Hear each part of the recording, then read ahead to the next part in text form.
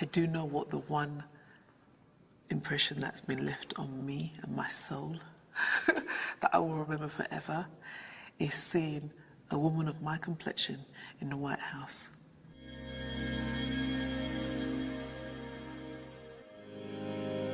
I've always wanted to play the Apollo. So I walk into the Apollo, Chuck Sutton was running it at the time, and he comes down and he goes, so what's all this about? And I'm like, it's been my dream to play the Apollo. And he went, well, you're going to be my special guest tomorrow. And I went, thank you very much, and walked out.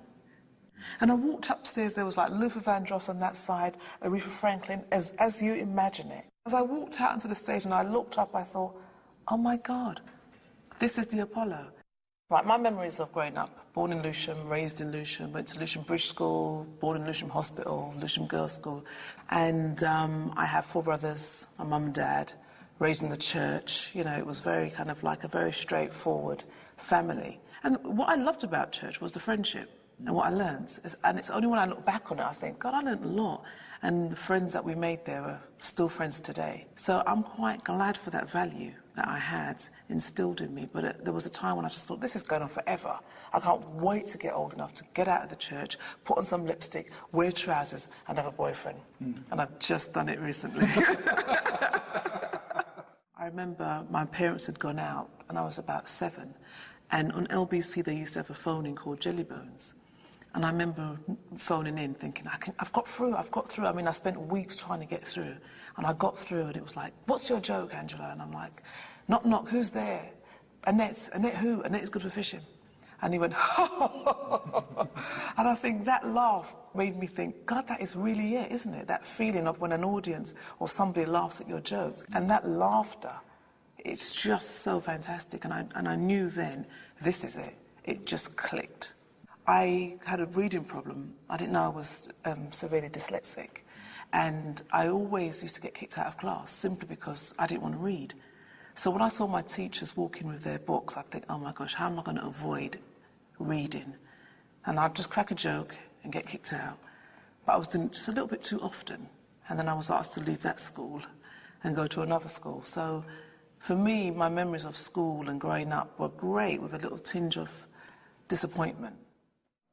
Well, when I met Whoopi Goldberg, I have to say, I couldn't, I don't know, it's like meeting the Lord.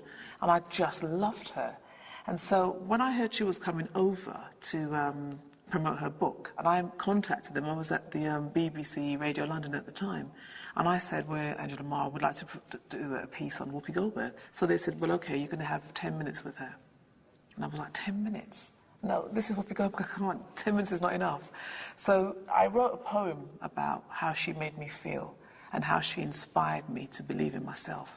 She walks in and I say, hi, Whoopi. She goes, hi, doll, how are you? And we were together for about nearly 2 hours. And then at the end of it, I gave her the poem. And I said to her, this is how you've made me feel over the years. And she read it and she just went, thank you, doll. I think my greatest achievement to date came about when I was sick. And I was sick for a year. I had fluid on the brain. Through the pregnancy, the water had rushed to the brain and I had to go to the hospital every week to have the lumbar puncture to drain it out. And the headaches that you get from that, you just want to die. And I just remember praying one day and I thought, somebody had bought a book called Conversations with God. So I'm saying, so God, you give me this talent. And every door I come up to, I got to kick it down.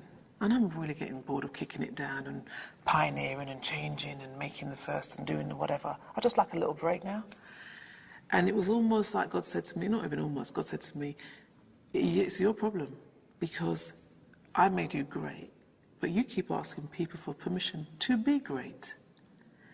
I think you need to cut out the middleman and go straight to your audience. So when I got better, I realised what I had to do, which was to just write my work, put it on, and get it out there.